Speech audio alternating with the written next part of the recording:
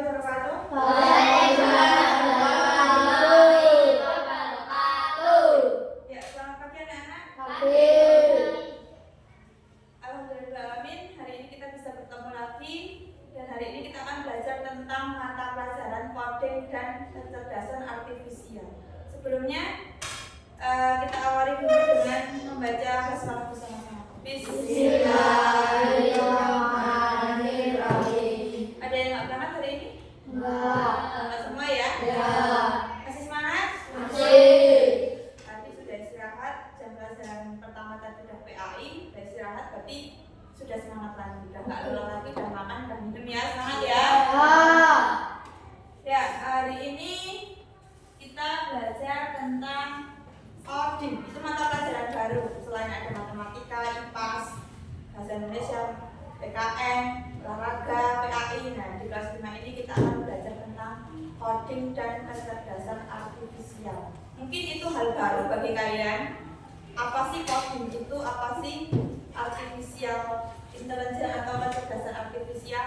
Tetapi sebenarnya di kehidupan kalian tiap hari kalian pegang HP, mainan, itu kalian sudah belajar tentang coding dan kecerdasan artifisial itu sendiri.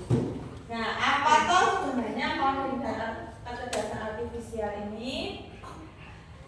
Sebelum masuk ke situ, saya akan menjelaskan tentang tujuan pembelajaran hari ini. Setelah hari ini nanti, tujuan pembelajarannya itu apa? Kalian tuh harus bisa apa setelah pembelajaran dulu. Yang pertama, kalian harus sudah bisa menjelaskan konsep berpikir komputasional, mengidentifikasi tahapan berpikir komputasional, dekomposisi, pengenalan pola, abstraksi, dan algoritma. Dan yang terakhir, menerapkan langkah-langkah berpikir komputasional pada situasi nyata. Nah, beri gambaran. Kalian tahu ojek online? Ada yang sudah pernah memesan atau apa? Menaiki? Sudah.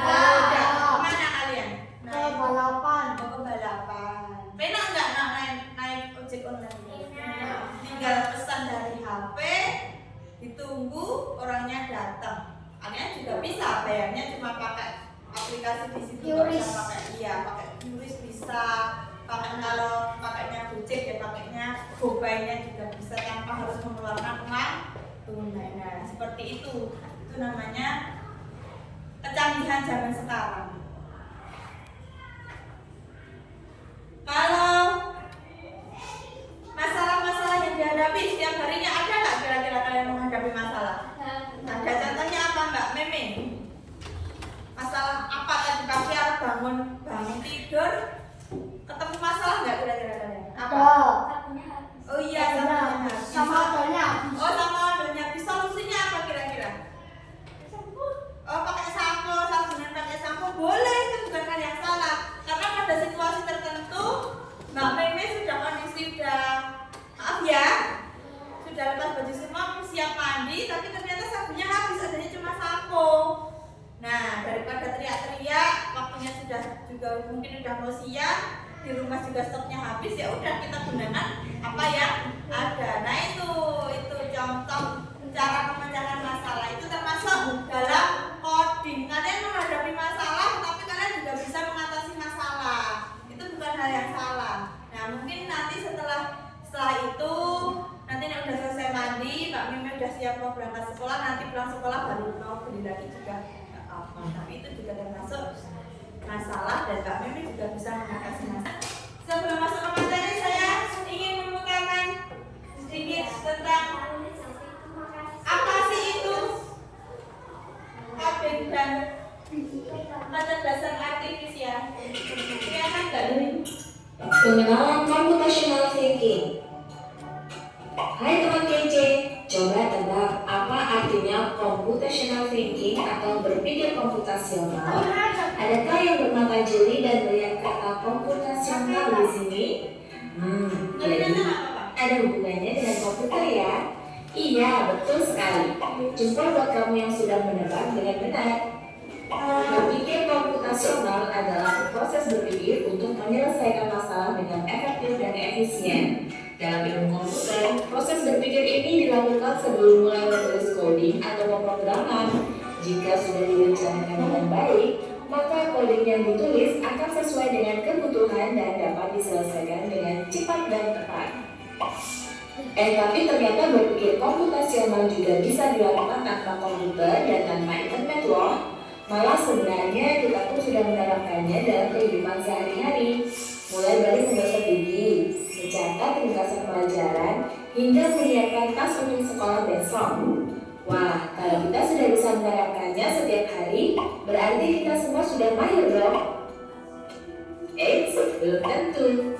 Contoh-contoh tadi kan menerapkan berpikir komputasional pada masalah yang sederhana.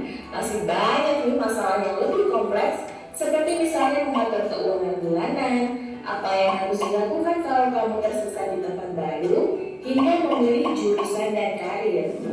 Lalu yang lebih penting lagi, ketika kamu dewasa nanti, kamu akan menghadapi era industri 4 dan bahkan 5.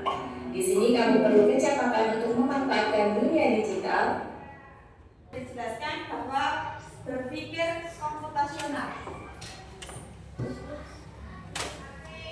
Jadi berpikir komputasional itu ada 4 dasarannya, 4 landasannya ada 4 berpikir.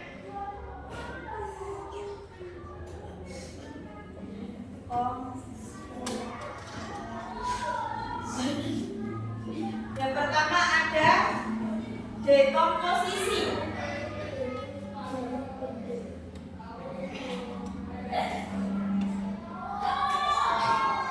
Dekomposisi adalah memecahkan masalah besar menjadi bagian-bagian yang lebih kecil.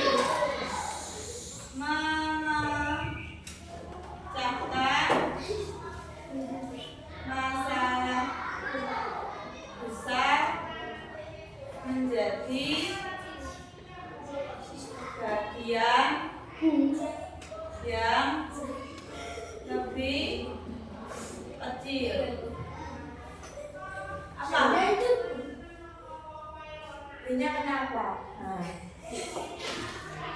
Yang kedua ada pengenalan pola.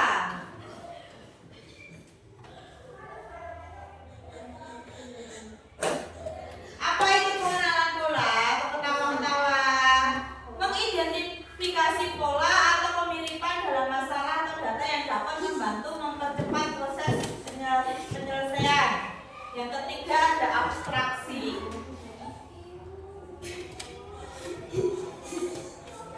Pak Budi itu betul. Abstraksi adalah mengabaikan detail yang tidak perlu dan fokus pada informasi yang penting saja. Dan yang terakhir adalah algoritma atau perencanaan algoritma, membuat langkah-langkah yang sistematis untuk menyelesaikan masalah.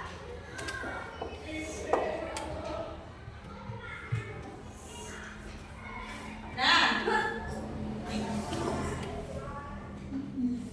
manfaatnya berpikir komputasi atau komputasional itu yang pertama adalah meningkatkan kemampuan berpikir keras, yang kedua meningkatkan kreativitas, yang ketiga memudahkan produktivitas dan kerjasama, dan yang keempat meningkatkan rasa percaya diri. Oke, seandainya ada kasus seperti ini, ada masalah seperti ini.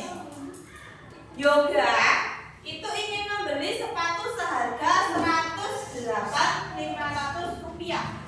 Harganya sepatu 100.850 rupiah. Tetapi Yoga tidak punya uang.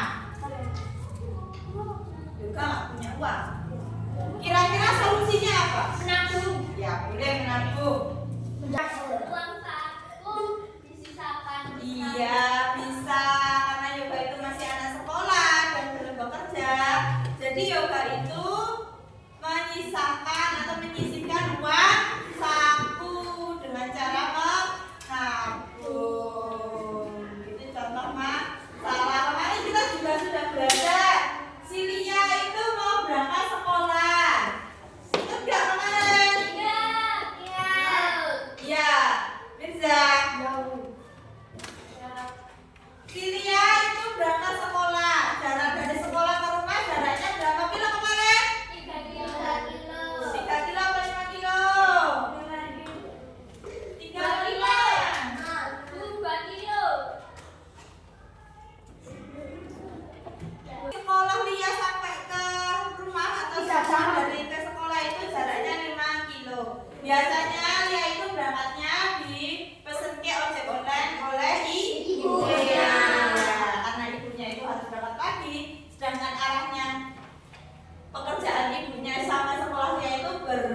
beda arah. Terus itu waktunya sudah menunjukkan pukul 6:30. Nah, apa yang harus dilakukan dia?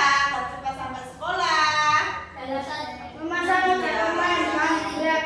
Iya, dia memesan ojek online dan dia memilih rute yang paling cepat.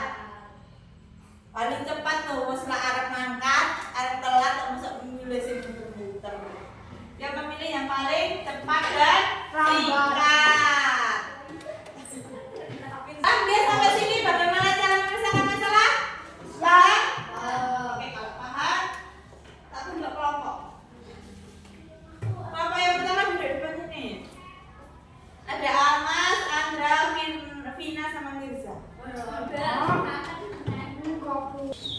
Ya, yang kelompok belakang ada Mirza, sama Bima, Meme, sama Nesya.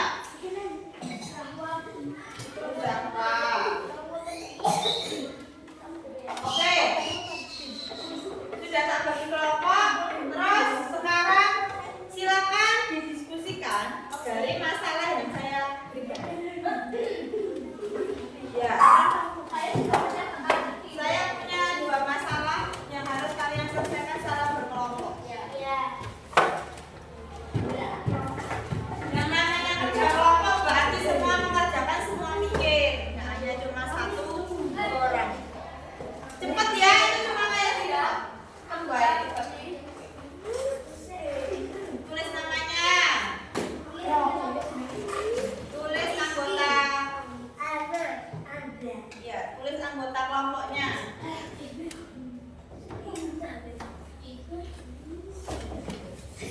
Tulis anggota kelompoknya.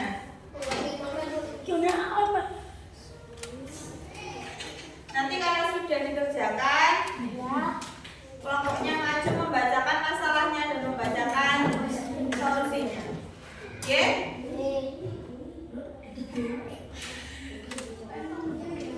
Ya, nggak apa-apa. Ya, dibaca.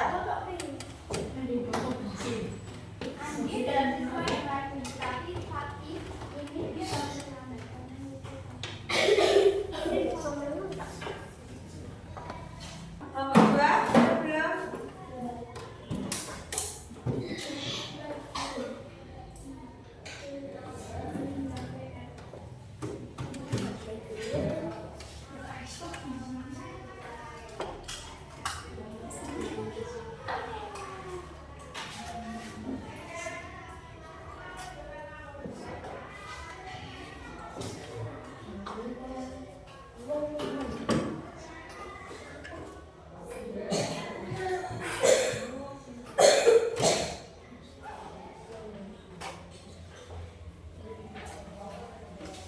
Nomor 1 sudah? Yuk, nomor 2.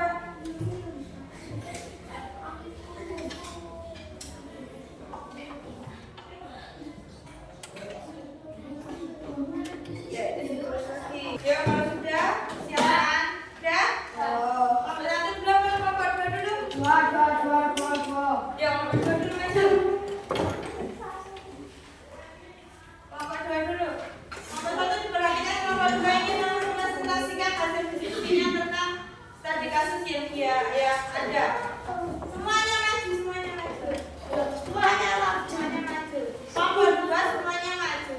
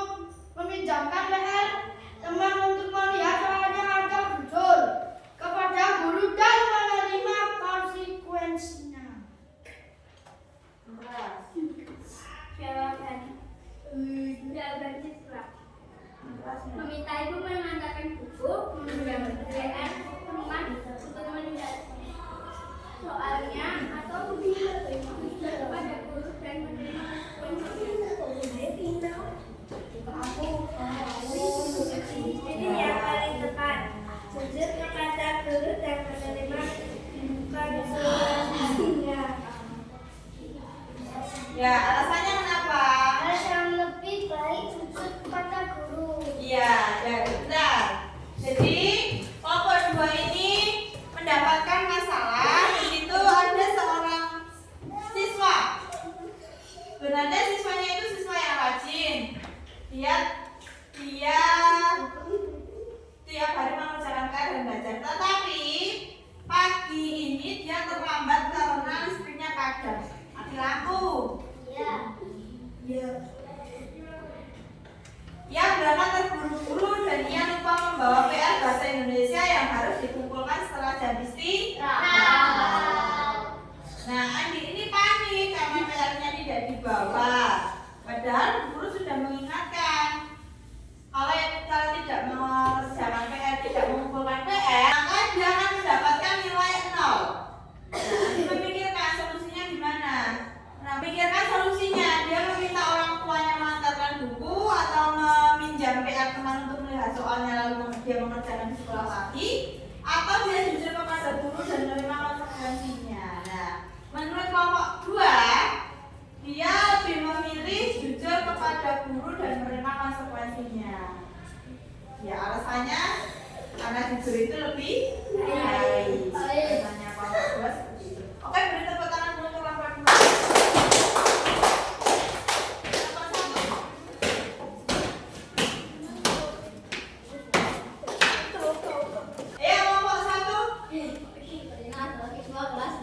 Yang tinggal di sebuah desa berjarak sekitar 5 kilo dari sekolah. Biasanya ayahnya mengantar menggunakan sepeda motor, namun kali ini ayah harus dinas ke luar kota selama seminggu dan ibu berangkat kerja pukul jam 5.30 sehingga tidak bisa mengantar Rina bangun pukul 5.45 sarapan lalu bersiap saat selesai berpakaian jam sudah menunjukkan pukul 06.15, sedangkan bel masuk sekolah pukul 07.00. Ina memikirkan beberapa pilihan, berjalan kaki, naik sepeda. Pertanyaan, apa saja pilihan yang bisa dilakukan? Dia tuliskan.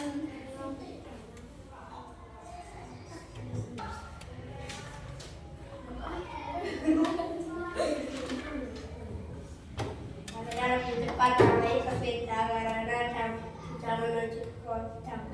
Ya, ini yang dulu. Beri tepuk tangan untuk kelompok 1. Ya, kelompok 1 telah merepresentasikan dari masalah yang ada dan sudah membuat solusinya. Masalahnya apa kelompok 1 tadi? Rina adalah siswa kelas 5 yang tinggal di sebuah desa berjarak 5 km dari sekolahnya. Biasanya ayahnya mengantar menggunakan sepeda motor, namun hari ini ayah harus dinas keluar kota selama seminggu dan ibu berangkat kerja pukul 5:30 sehingga tidak bisa mengantar. Rina bangun pukul 6:04, lalu sarapan, bersiap-siap. Saat selesai berpakaian, jam sudah menunjukkan pukul 6:04. Sedangkan masuk sekolah pukul 7. Rina memikirkan beberapa pilihan. Yang pertama, berjalan kaki, naik sepeda sendiri, atau meminta bantuan tetangga. Tetapi ia ingin hadir tepat waktu, aman dan tidak merepotkan orang lain. Nah, dari 3 solusi itu ternyata kelompok 1 memilih naik sepeda sendiri. Ya, kelompok 2 ya. Oke, sampai sini paham ya? Kalau kalian punya masalah itu dan kalian sudah bisa bagaimana cara menyelesaikannya. Kalian bisa mencari solusinya, solusi yang paling cepat dan paling tepat. Nah, itu termasuk cara berpikir komputasional. Dengan masalah ada yang besar, kalian bisa memilah-milah, mendekomposisikan masalah menjadi lebih kecil. Itu termasuk dekomposisi. Paham ya?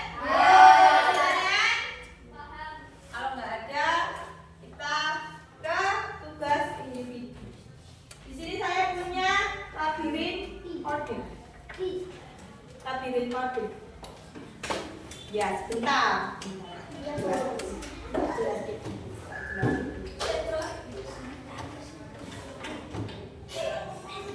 Nah, ini anak mau pulang, tapi jalannya banyak. Ini termasuk suatu masalah. Boleh kalau mau ngomong sendiri, tapi sendiri. Nanti dulu. Dia mau pulang tapi bingung jalannya. Ini termasuk menyelesaikan suatu masalah. Kira-kira nanti lewat mana kalian yang menentukan? Paham? 5 menit juga ada selesai. Sabar, sabar. Kata kasih mana kayak boleh.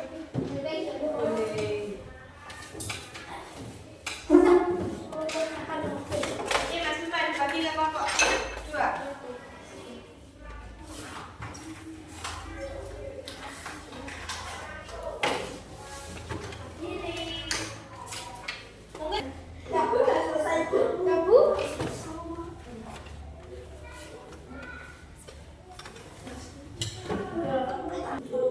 Ketemu enggak?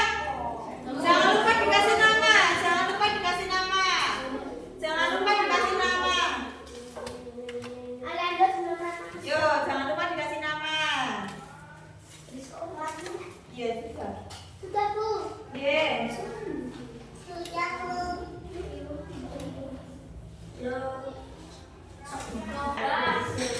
Rumah. Ya. Bisa ya semuanya ya?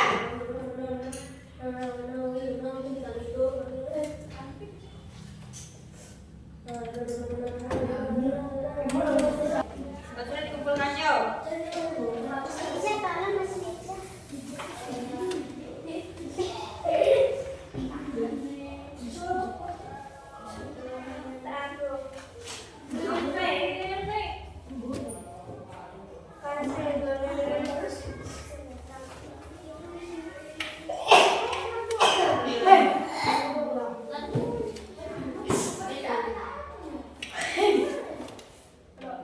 Nih, walaupun kayak gini, ini juga termasuk coding dan kecerdasan artifisial. Tidak harus menggunakan komputer, tidak harus menggunakan HP ternyata coding itu. Karena ini dari salah satu penyelesaian masalah. Kalian punya masalah seperti ini, bagaimana cara menyelesaikannya? Udah bawa sini kalau sudah. Ya, terima kasih. Oke, jadi pelajaran